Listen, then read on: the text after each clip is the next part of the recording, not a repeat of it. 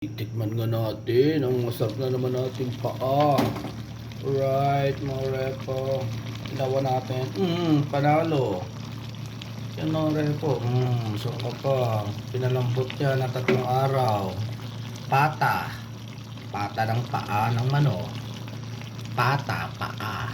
Alright, ang sarap. Ito naman kay Lucille Atay, oh. Ayaw ko niyan. Bawal ko ako dyan. Dito lang ako sa paa. Mamaya magluluto si Papa ng ano naman, tinolang manok. Alright, lakado na to. Ayaw ko na. Walang diet muna. Ito na. Sinasabi ko sa inyo. Yun, oh. Ito ang paborito nating sabaw ni Papa. Sarap. Papaya yan.